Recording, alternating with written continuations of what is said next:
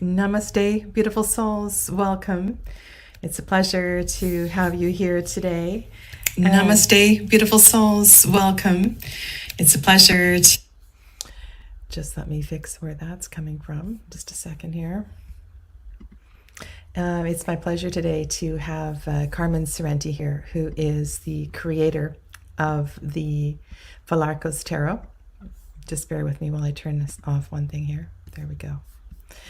And we have been on this channel working with the Pholarchos Tarot for about 16 weeks. And this has been a deep dive that a group of us have been exploring on, it doesn't really matter what day of the week it is. I have a deep dive series that I've been carrying on through several different decks. And this has been a really special connection with a deck. And today it is my honor to have Carmen on the channel. And this is an opportunity for all of us to meet her. I know there are some amazing interviews out there, and I know Wasima, some of you may be familiar with that lovely soul. She's interviewed Carmen a few times, and so I think after the fact, I want to put up some of those interviews there, because if you are new to this deck, and I feel a little bit unprepared today. I don't have the box on the table, but on the thumbnail you saw the this is the cover of that is on the box, the back of the deck. As I was saying, Wasima, and there have been a few other great interviews out there, and I will be sure to link those down below, because if you are new to this deck, you have definitely missed something. Let me bring Carmen onto the screen here. Just add her here. Hi, Carmen. Hi. Thank you so lovely to be here. Yeah, and you know, we met in January, and it feels like ages since we had that last conversation. So I feel very blessed to have you back here. And Carmen is in Italy. Where are you in Italy, Carmen? I'm in a townhouse of Siamo. Okay. Okay. Your sound cuts in and out. Yeah, I myself. It's not just the... Okay. You want me to try to go out and come back? Sure, you can do that, and I can also delete my card cam as well too. That might help.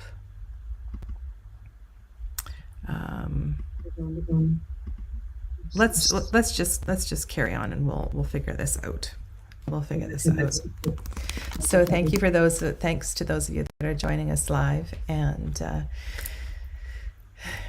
the Pholarchos Tarot is one that really has been a gift for me to start to begin to explore what the Dream Temple actually means. And this is a deck that I have really started to use in a different way. And Carmen, I want to thank you for that. I feel like you know, a lot of times people who use tarot talk about putting a deck underneath their pillow, especially when it's new to them, or people have cards on their bedside table or something like that.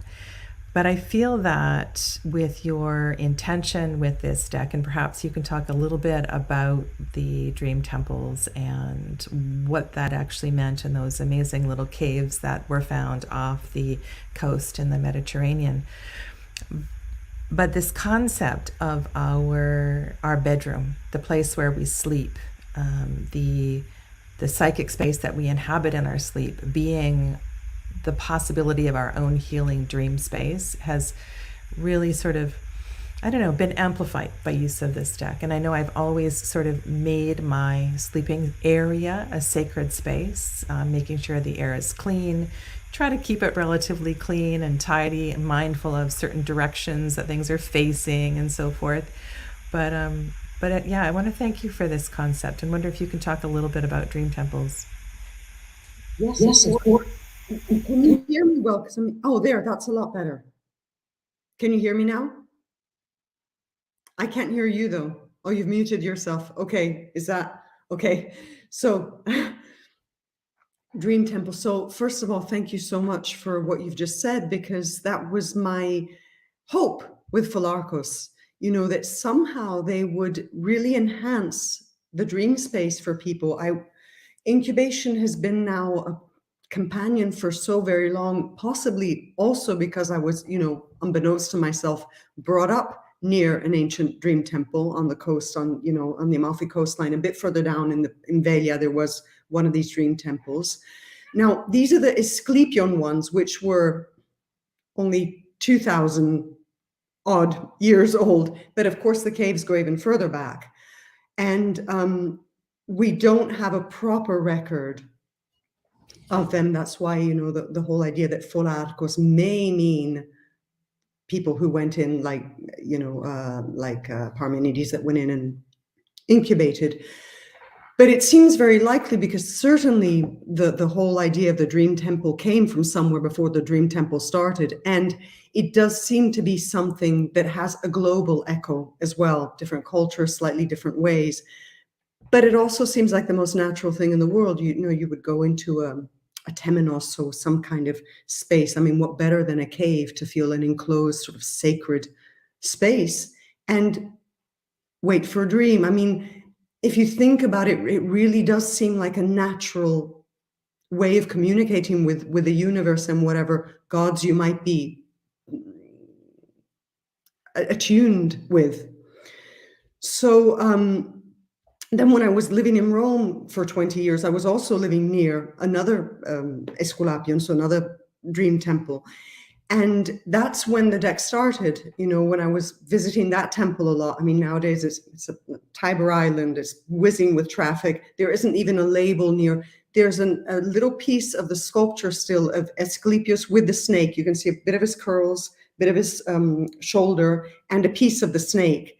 And you can go up and touch it. You can rub your face in it if you want. It's 300 BC, and there isn't even a label. So if you don't know about this, it's just there, So I did go up and speak with him a lot, and that's where the deck actually started. So this sense of... So Carmen, when was this in your chronology that you first were there?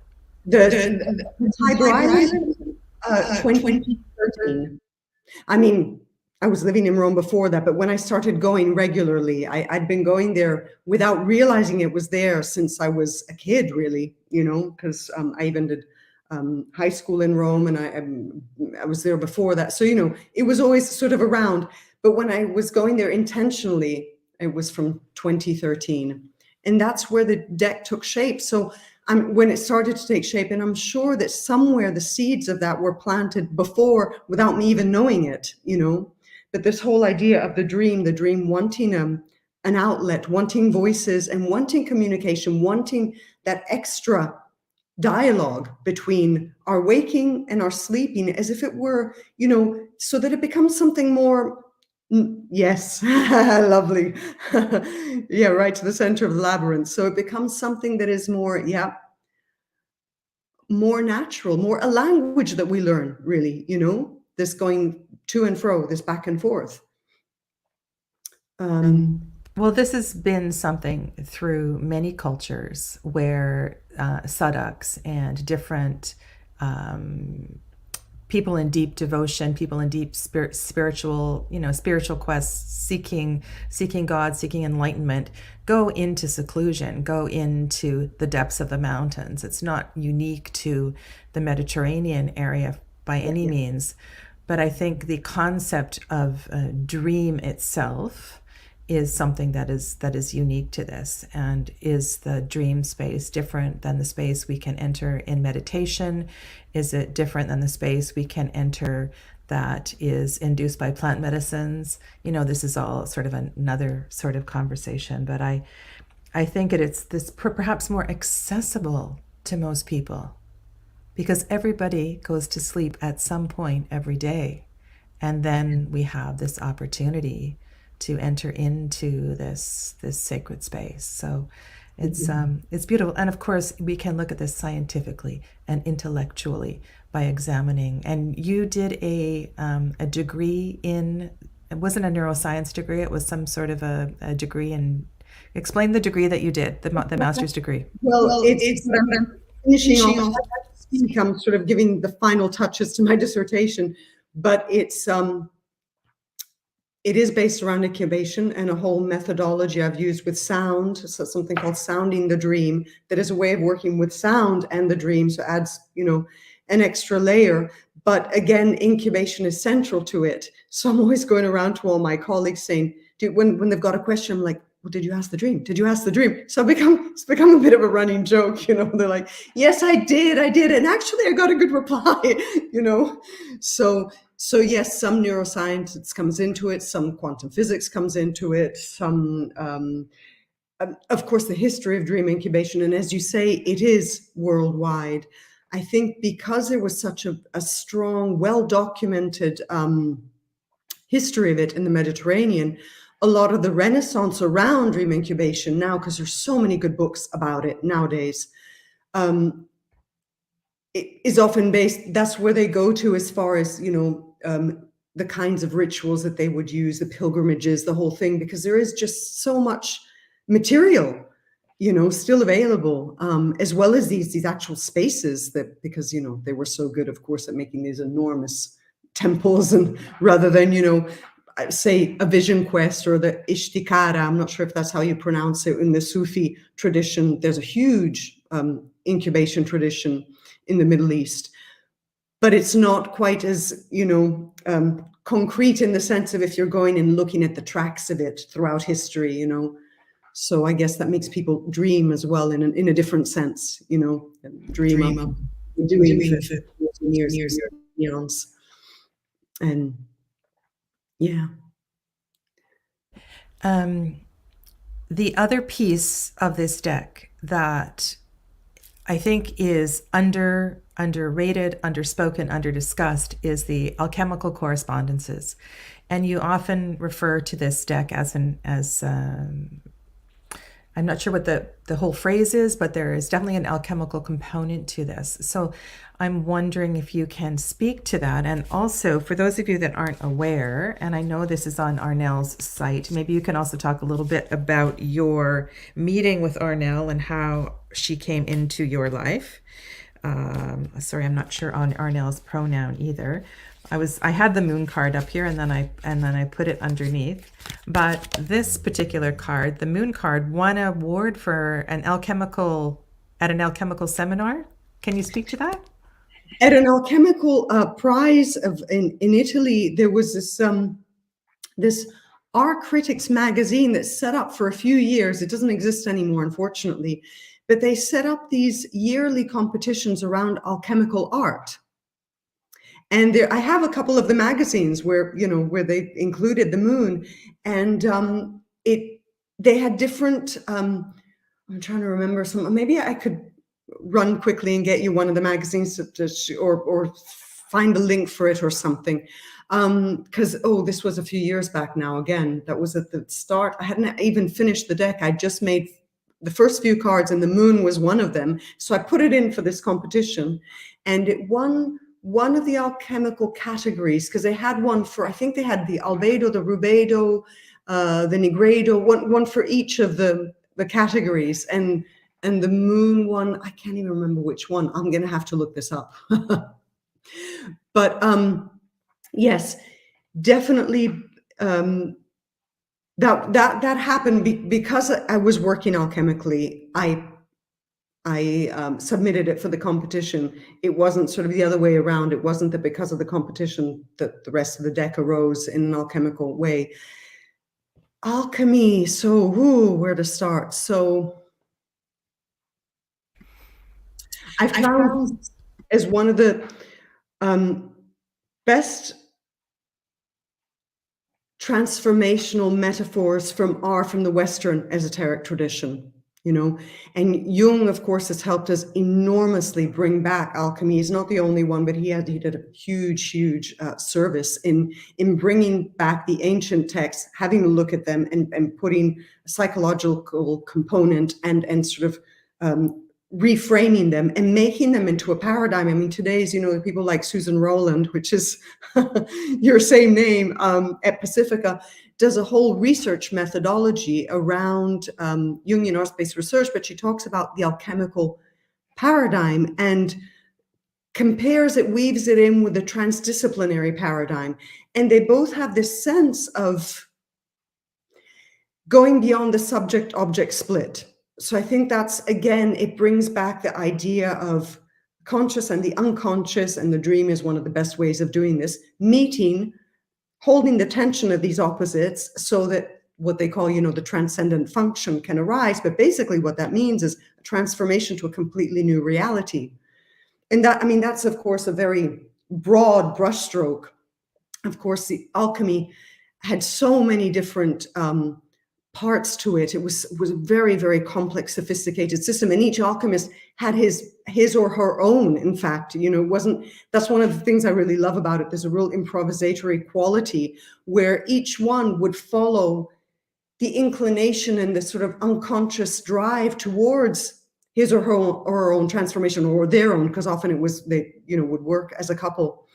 And again, the opposites, this sense of really following in a way the unconscious dream and seeing, and the writings, ancient alchemical writings, some of them are just read like hallucinogenic poems. They're quite wonderful. And I have put snippets in the guidebook because they are incredible meditations, really. Some of the language around the deck has changed, shifted, been edited and added to as this PDF was developed, and now you are continuing to work on a hardcover, on a book that will be available to purchase, I'm assuming, to go with the deck.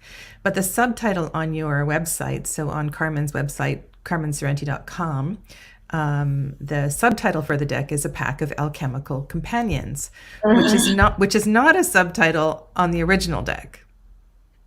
I know. That's because the dream carries on and it keeps giving you new information, It's that thing of life being that constantly flowing river, song, whatever you want to call it, but just it keeps bringing. And it is one of the reasons now that I'm making the manual, because I started out just doing the images because that's what came. That was the, the force of that was kind of pushing out. But then slowly the Pholarchos keep coming in and adding new elements, which is lovely because it really does feel like a big tribe at this point, and guides. And I hope, I really hope that people, when they work with it, they sense, as well as their own inner work, just really a sense of presences that are helpful,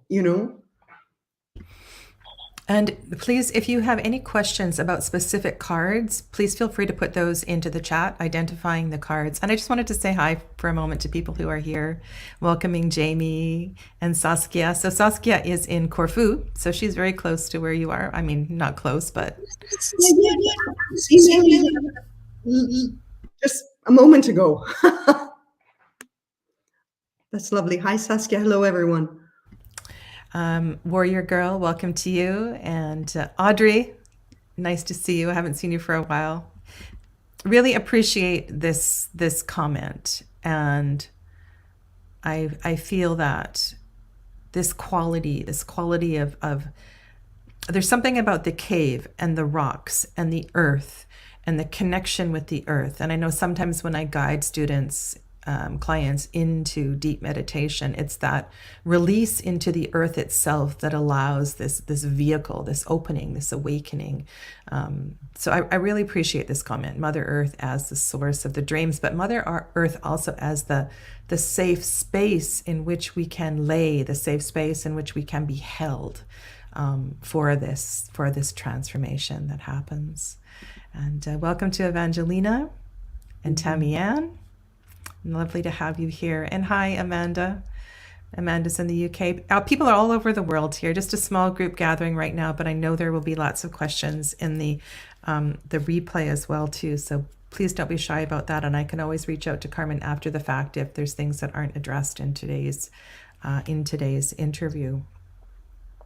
Okay, so as you were talking, my next question is this: do you feel that there is physical alchemical shifts that happen in the body as we evolve?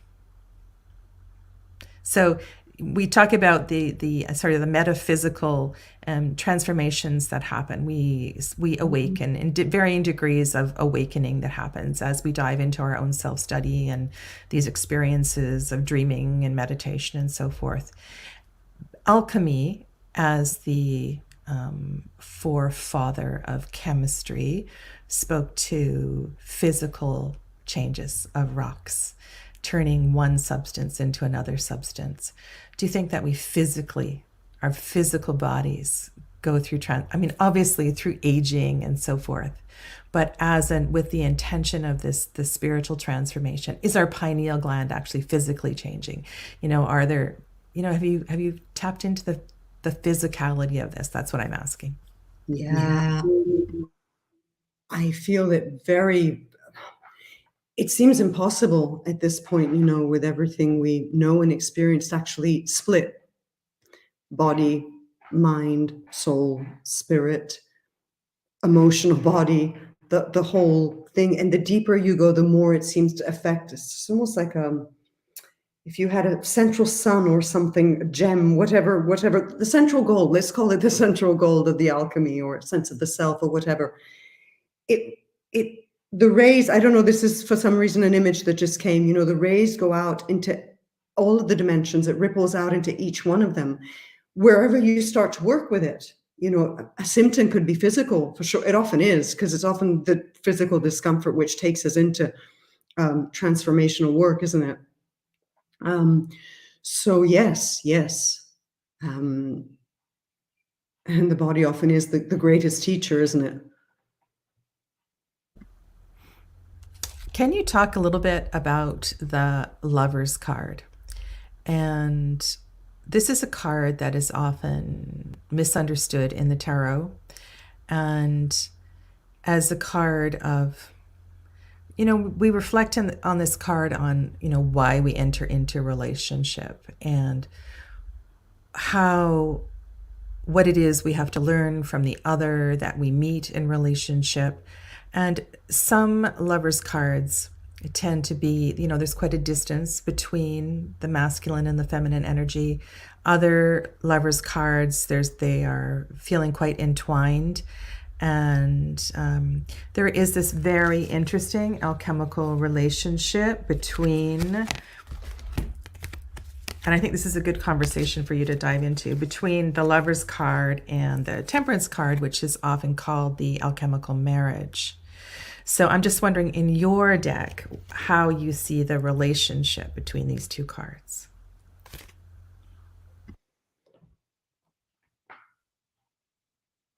It's interesting you asked me that, because I'm just remembering that the Temperance card, it involves a dream where there was a dedication to Venus in the dream, and these white and red balloons, which are often alchemical colors, and instructions of where to place things, where to go, where to descend, and so already this thing of the relationship between what they would have called the king and the queen, in ancient alchemy, or the red and the white,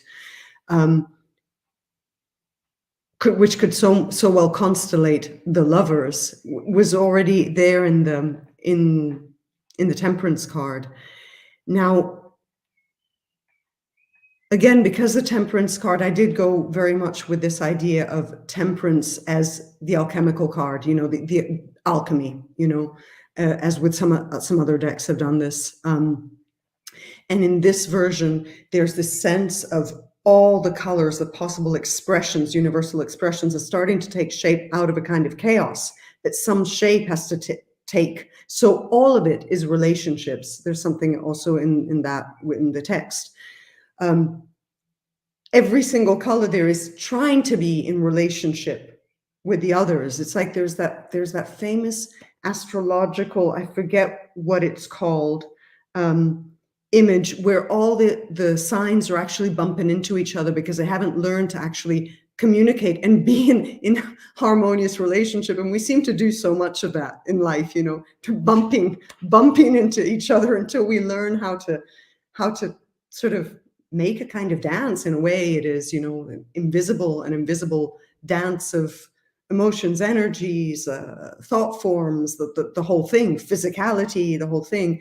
So there it's in the Temperance card, it's in a really raw state of all these sort of early shapes coming in, the energies that are incarnating. Yeah.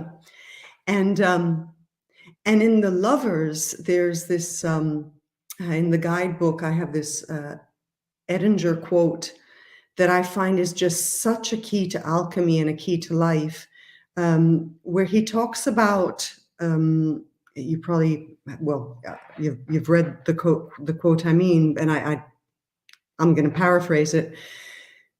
But the whole idea that so often when we start a spiritual journey, we hope to bypass the life process, sort of. So he says that St. Paul's sermon or the Buddha's fire sermon, they're all absolutely important, wise saying, outpourings, but they have to come at a certain time. There's a time where the passion of life is absolutely our fundamental lesson. And so I thought that was such a key part of alchemy and our process here that I wanted to make sure that the Lover somehow embodied that sense of the passions of life and what you do with that, and how you live that, the experience, how it forges you, the pain of it, the mess of it, the joy of it, the all of it, Yeah, I often, when I'm working with people, this embodiment of emotions, this embodiment of experience, it needs to happen before one can truly understand the other. And yeah, I love looking at these. I call them weavings. It's a web. I had this visualization not too long ago of knitting a cap and knitting a winter. You probably don't wear winter hats where you live, but knitting a winter hat, and then when you bring the top of the hat together, you pull all the threads together and close the hat. People talk about webs and ley lines and all sorts of things, and the metaphor of the ripple and putting the stone into the water and on all of this going out. And we can't get away from how one affects the other. And perhaps I'm just asking these questions just to sort of reinforce how important it is to be in the physical body. This is not just about drifting off into another realm in your sleep. We have to also bring this information back and embody it. Just as a comment, I've had certain dreams where I'm certain, and I don't know how I know this, but I feel it as I'm waking. I can actually feel the dream inside one of my organs, and I can sense it's that organ that is dreaming, that is expressing itself. So dreaming can be absolutely physical, as you say. Sorry, I keep muting and unmuting myself so our mics aren't dancing in an uncomfortable way. I would like you to, I know you've explained this before, but the dream that preceded each painting, can you explain that process, please? I can try. It's not quite that simple, because often what happens is there are layers, there are layerings. The back of the card has at least 15 different paintings in it, different dreams in it, sorry. Yeah. So often something will start and then synchronicities will come in, and so I will start to add things, or that will bring on more dreams once the creative process starts. And sometimes it will be at this point, because the dreaming is so close now, it's such a part of my daily exchange. Some of them become waking dreams too. Sometimes there are visions so the line blurs at a certain point, when you work with them. It does anyway, of course it does. But when you work with dreams so closely every day, there really starts to be more dream in the waking and more waking in the dream, so that might turn into lucidity as well, into waking in the dream, of course. because these hybrid states start. So yeah, it's sort of difficult to track it in a very linear way, you know. I could, if we took a painting, then I could describe the anecdotes around that specific one, you know. That's the one you want to. Okay, so let me see. Oh, and then of course there's the fact that some of them are to remind people about the dreaming. So not all of them are specifically based on a dream or a set of dreams. So that one I'm trying to recollect. So one of my questions also has to do with no legs, no arms, and what that may or may not represent for you. In all of the nines, we don't see feet or legs. There's a sense of either embodiment in a tree, or they're simply not in the painting. And in this particular card, the legs become the sword or something like that. And I don't know if it's just in the suit of wings, but we have quite a few paintings where there's no arms or no legs. So I'm just wondering if you can comment on that.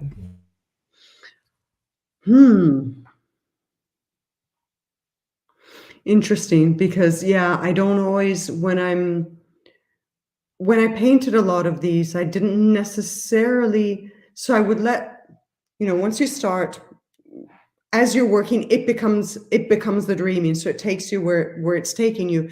And I didn't always necessarily consciously decide or reflect on why that one had to be that way. So now you're making me notice that, for example, none of the nines have legs. I hadn't actually clocked that because you know, such an array of different pieces. Some of them you let them go by, you know, you let them just do their thing. So why no? Yeah. But isn't it interesting how they just sort of all filter down, and then another can observe that? And we spent 2 weeks kind of exploring the idea of the threes, or a part of the threes becoming the fullness of the nine. You talk in the PDF how some aspect of the three becomes fully realized in the nine. And this is another example in this deck of how we work with the growing and the building of the energy. So not only do we start from black and white in the trails and the aces and work towards full color and the tens, but we also have this building of story within the dreams. And so I can see where these dreams definitely are layered, for sure, in the minor arcana. See, it's you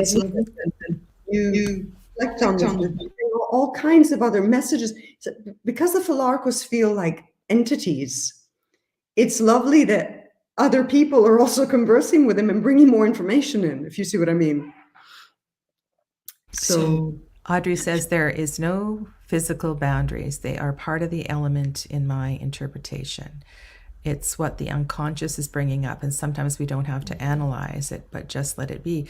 Yes, and this morning, so of course in the early of this morning, there's a part of my subconscious that is focused on this interview. You know, what is this interview going to bring forth? How is this interview going to be different than any other one that you've already done? And I had not been thinking about incubation, but I actually saw each of the cards in their own incubating for this conversation. So they were like stepping back into this place where they could grow. And I think this is really beautiful, because this came out in the last time we talked. It wasn't a public interview, so don't go looking for it. It was just the two of us on Zoom having a chat. And I had asked Carmen a bunch of questions, and she was like, oh, I've never thought about that before. And so I think this is really important, especially with the nature of this deck, that you allow the cards to grow and morph and be what be what they need to be. And, you know, allow yourself to see things anew. I mean, until I read the PDF, I had never really realized that there was a mirror behind the emperor here.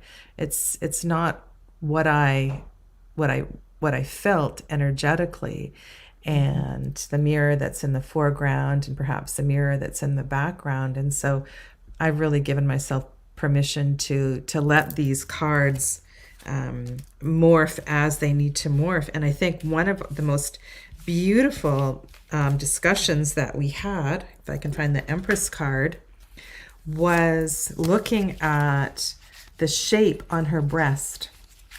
And I'm just going to grab it. It should be right here. So if you look on her décolletage, the flowers, you know, are in the shape of a cup, of the shape of water. And it's almost as if this natural space is the receptacle. And I was just like, oh, wow. I think it was Aisha, who's not here today. I think she is the one that sort of, we were having this discussion. It's like, okay, that's cool. Really? What does that mean? Right? And so, you know, the cup exists within the natural anatomy. This is not just some crazy idea, right? The divine feminine, moon, water, cups, containers, and so yeah. And this is a pretty special card, Carmen, how you've placed the hermit in the heart of the shapeshifter. Yeah. Can you talk about this card a little bit? I can. Well, the shapeshifter is also, of course, a kind of Mother Earth figure. I mean, she's so you know, as you know, the full image has, she's the bottom part of her is in the earth, and the wings are there, and to me, she does in some way encompass our reality here, you know, at various levels. So it just, because the hermit is seeking, and he's perhaps really the epitome of the seeker, you know, the one who most goes into the cave, and as long as it takes, he can be there for years, you know, a lot of hermits are, right? It just suddenly dawned on me that as he's searching, as he's traveling, in a sense, inwards, he can almost move into the blueprint of what the matrix of reality. So I thought, well, what if he just literally, I mean, as a kind, it was almost tongue in cheek as well, you know, he actually breaks through literally, as we break a veil, you know, when we move beyond what we see, he breaks the card and moves so that he gets to see the back, or the backdrop, or the backstage, or whatever it is, you know. So I love that idea. So to make that card, I actually did something which it's the only time I've ever done it, which was that I printed the shapeshifter, glued her onto another board, and then painted over her so that it would be in a kind of, you know, not a negative photograph, I mean, so that the color was washed out, so that it was, you know, sort of, again, the blueprint or whatever, and then painted him into this collage. But I've never worked with collage before, but I figured, how am I going to make him break through to her belly and into her heart, and so that the snake actually moves right through him, so that the top of the snake, you know, Kundalini, is opening right through his, because he's sort of, you know, arrived in that sense, you know.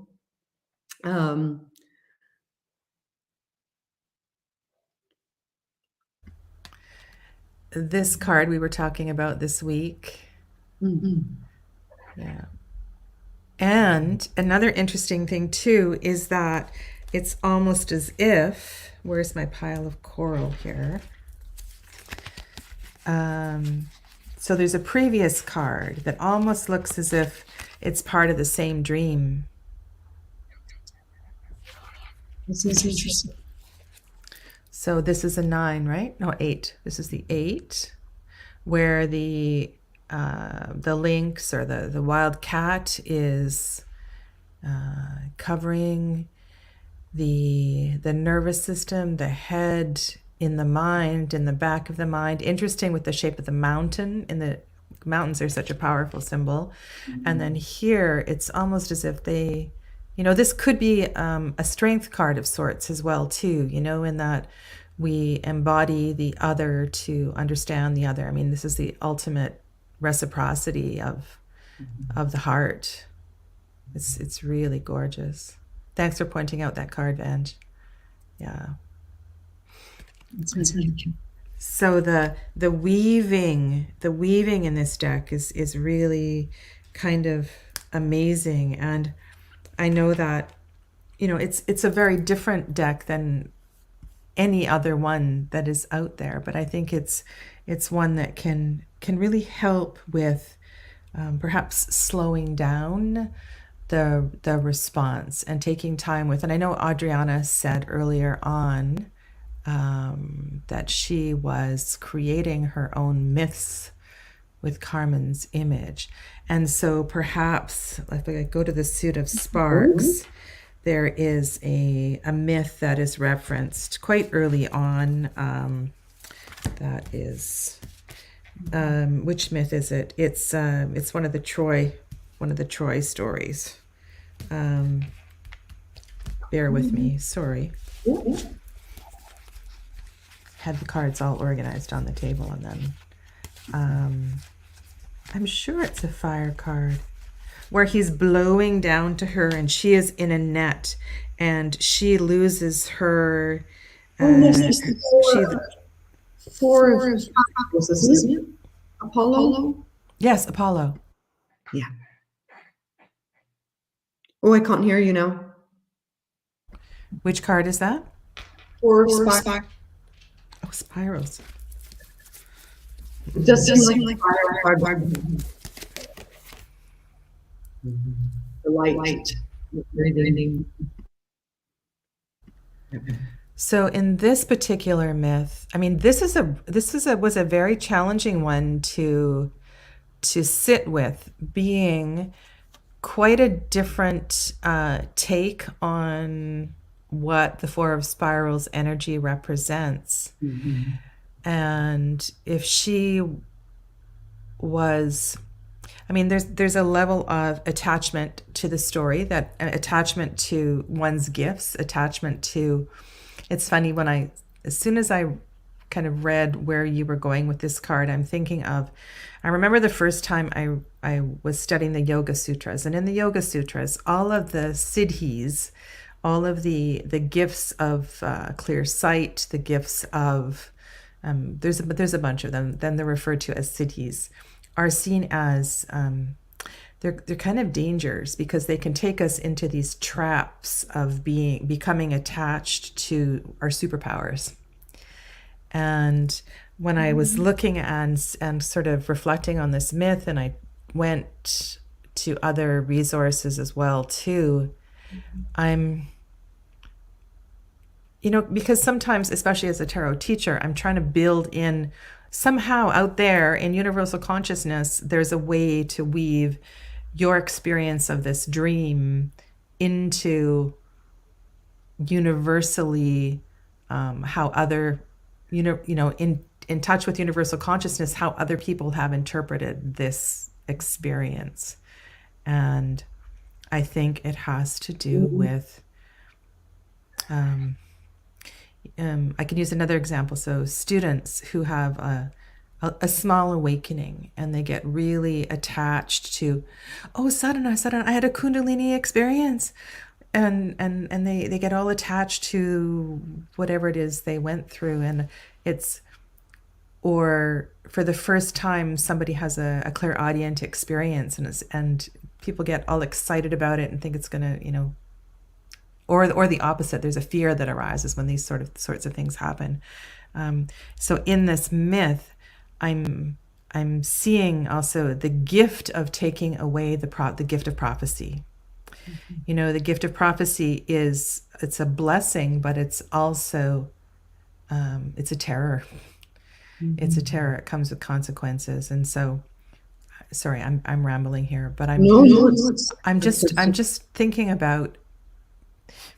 So here's a really good question, and I'm going to address this too. I'm coming on a little bit later, and that is, somebody designs a tarot deck knowing nothing about tarot. They have no historical references to the evolution of how this, you know, there's kind of the shoulders upon which we stand. It's simply a painting experience in response to perhaps a deck or two that one has seen. Now, once in a while, even though the creator has minimal experience with tarot, these profound things can appear on the canvas. It's like they just needed to be there, and they were channeled, and they showed up. And the creator has no idea how profound what showed up on the canvas is, and how it connects in with, you know, other places that this particular archetype has traveled to through the tarot. So I want to believe that, and not force it, because I think we can bring forcing correspondences. We don't want to force correspondences when they're not there. But I think it's good. You know, sometimes people dismiss decks that are different. Oh, this doesn't make sense. This deck doesn't work because it doesn't fit into this system. Well, I want to say, you know, you need to give it space. You need to give it space to grow. And go ahead.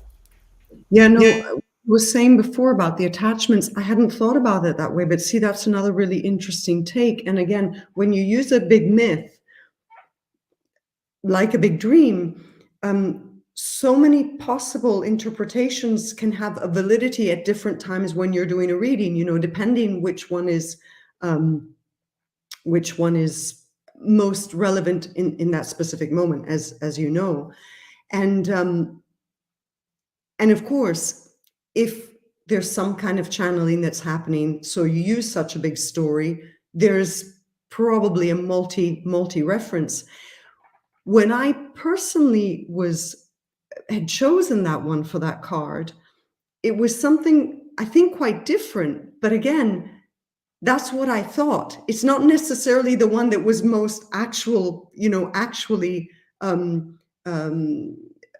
sort of the how can I say, the main player that was pushing for that, you know. But for me personally, it was a sort of quite a Jungian idea, because of the whole idea of there's a book called The Cassandra Complex, around Cassandra being cursed because she has not slept with Apollo. Now, from a feminist point of view, that sounds, of course, dreadful. From a Jungian point of view, as far as inner parts, that would mean that, you know, she is not letting in the kind of eloquence of the god of light, the god of poetry, the god of music. Therefore, that it's her own lack of being able to channel that more, you could call it animus, masculine, whatever. But, you know, those words can sometimes lead us astray. Her ability to make a shape of her oracle that will be intelligible in the world, you know. So that image that we often get of that card with you know, hiding the coins and that kind of withholding, it made me think of that. It made me think of that withholding the gift because you're not being able to give it out, you know. But that's just one of the possibility, you know, reflection. And that's so interesting too, because if we look at that in terms of relationship and withholding sex, withholding withholding the power of my femininity to protect it for one reason or another. I mean, there's so many beautiful places we can go with this. So I want to encourage everyone to really, to be in this card. And also Cassandra is one of your names. It It is. is. That's why I did a whole presentation now on sound and allowing dream, because I have a lot of songs in my dreams as well, just to add a little element there. But song has been, and Carmen means song. The actual word in Latin means song. So song has been always such a huge love of mine, but an absolute terror. So again, I had to do a whole other process about a work with dreams, so that you can allow musical composition as an exchange, as a co-creation with the dreaming. And that was my kind of my journey through Cassandra, of having to give something out vocally where the biggest fear is. And that, of course, that's a transformative journey, another kind of alchemy. Do you still perform on the stage? Oh, I haven't for ages. But that's different, because then you're playing a character. Right. You're not speaking from your own essence or your own, and there are always deeper layers, aren't there, of revealing the soul, of allowing it out. So there's yeah, I would like. Did you sing? Did you sing as an actress? Very, very little. I had to be really pushed. And even then it was, it was never the fullness of what the dreaming showing wanted to come out. Something more about original sound and composition and allowing the dream music out, So that has brought me into a whole other process. And again, I've had to use the Pholarchos a lot to help me, actually do it. I prayed when I first started, when I said, okay, this dissertation really is going to be about a collaboration with the dreaming to produce songs. I had no idea how I was going to do this. So I prayed to the Fool.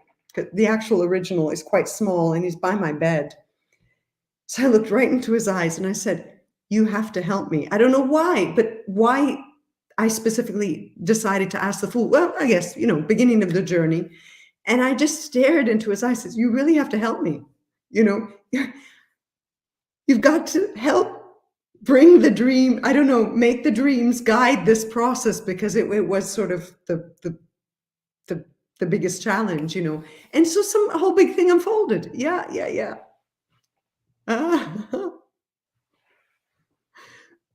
And it did. Things started to happen, So it's been an interesting process. So I wanted to put in that card, something that to me had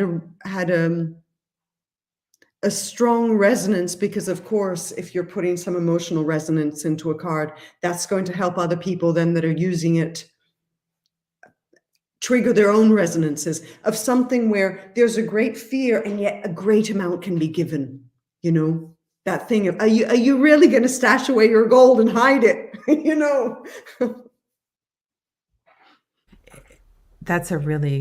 I think that's a very important question for a lot of people. Another thing that's really evolved in this deck for me too is how the heart is awakening in many of these cards. In the Chariot card, we see the heart is outlined, and then even in the Sun card, which is a strong masculine energy, can be identified with ego and lots of things. There's this beautiful light that's emerging from the heart space, and there's a lot of minor arcana cards as well too, where we focus on a sigil or a symbol on the heart, maybe a little tiny heart itself that is awakening. So I think this is, sometimes people like to put their decks into categories, chakra categories, or different themes or colors and things like this. And I think this deck also is an opportunity to tap into that. And maybe it's the heart of the dream. I don't know, there's something about that symbol that is, if I'm a bit of a Excel spreadsheet nerd, and if I did an inventory of all the symbols in the card, I bet the heart would be one of the symbols that is most prevalent in the deck. Yeah. Um, can you please tell us a little bit about the final version of the book? Do you mean the map I'm working on? Now, the one that has, yeah. Well, now there's a free PDF that is available, and it says on Arnell's website, I'm sure other places as well too, that there's a final version that is in development, and once that is available, the free PDF will no longer be available. Oh, Or that's what I'm reading between the lines. yeah, I wasn't planning that because I think it's the PDF stands alone, and it, it's a good guide. Of course, it's not satisfying in the way that something that is in your hand is, and I think what I'm calling for now the manual working title, just because it is a practice manual, it's going to have a lot more actual practical ways of working with the deck, but also with your own creativity, with the help of the Pholarchos. So there's that whole idea of, just it's lovely what you said about the heart and the heart of the dream. So yes, the whole idea that the deck can help open the heart enough so that one's own creativity can flow in lots of different ways of doing that. I think that's the main thing. I don't know how much listeners tonight or who's going to be listening in or into astrology, but almost all my planets are in the fifth house. So, house of play, house of creativity. So I think I have this real thing about just being a constant reminder of be creative, let your inner child play, let the divine child play. It is so fundamental. It is so central to what we're doing here, and a way of being able to go through life with some, with some kind of rejoicing and surprise. The constant, the spark of creativity is that creative child. So hold on, I'm digressing. I'll come back. So yes, so the manual will have a lot more, and it will be something that's in your hand, in the physical world.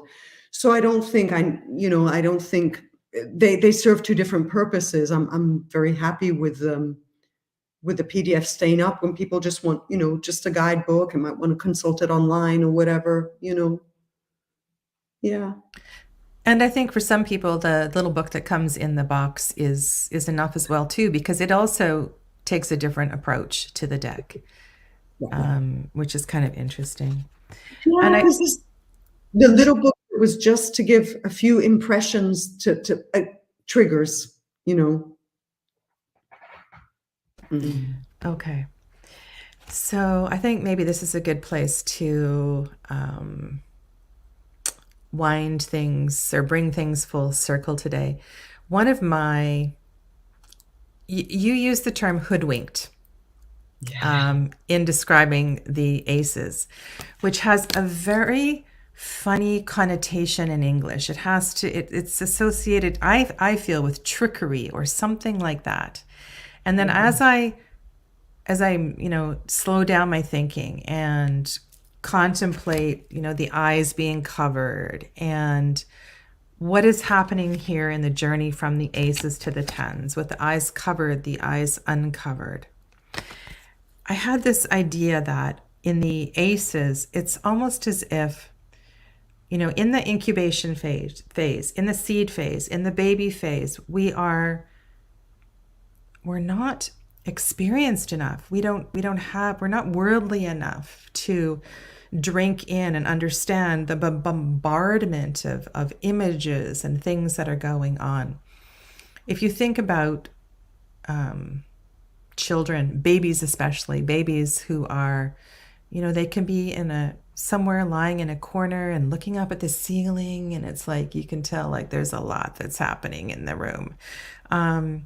But the journey from having the eyes covered to having the eyes uncovered, I think, is part of the preparation of the awakening experience. At the beginning, we must have our eyes closed. We can't have these liminal, trippy experiences and start to understand, walking between dimensions and all of that. But later on, once we start to integrate some of these lessons, yeah, we can be here with our eyes wide open and still be in both. And I think that's really that was a really nice feeling as I kind of moved away from the idea of hoodwinked, because that lingo didn't really sit well with me, but the idea from the blindfold to the eyes wide open. And in the tens, the eyes are, they're open, but they're not. They are, it's almost as if, I don't know, I'm very fortunate to sit in the presence of a few different enlightened beings. And yes, their eyes may be open, but they're sort of not there. They're here, and they're there. Yeah. Um, That's amazing. Up on that. Definitely, it's a sort of level up from just having the eyes simply open. There's that sense of knowing the bigger dream. and But I the love. No, I love how you described all of that baby all the way up, and I have to say that Arnell did try to warn me. She kept saying you can't use the word hoodwink. It's it's sort of, it sounds a bit dodgy. She didn't say dodgy, but I'm like, Arnell, I know you're right, but you know what? It wants to, that it's almost a play in itself, that again, it's that Mercury trickster saying, consciousness is slippery. Remember that, we are playing this game, and I might just occasionally hoodwink you and surprise you. And there's something so expressive about the word, and so kind of, literally like someone just put it over. And there's also a wink, and there's a real sense of, and I knew when I was doing it, but I was like, hey, oh well, I guess this is part of the, the kind of game of, slowly taking the blindfolds off, as you say. Yeah. And being conscious of where are we being hoodwinked? Where are the blind spots?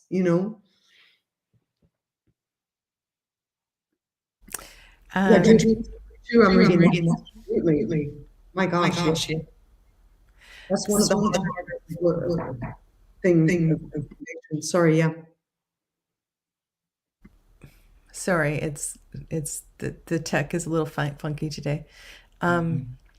So we're going to carry on this small group of us that are diving into this deck, and we've been through all of the minors, and I've been leading the discussion, sharing the associated majors. So when we were looking at the nines, I've been bringing in the energy of the Empress and the Hermit, and trying to build in things like that. So we're going to look at the queens this week. And if you haven't been following along in this discussion and you're intrigued, please join along. And I've linked the playlist for the deep dive into the deck. So we still have a few weeks to go. We'll spend a week with the queens and a week with the kings, and then we have to go back and revisit a few of the majors we haven't really talked about at all. So yeah, and then of course that will be up on my channel forever and always, and I'll put this interview in there as well too.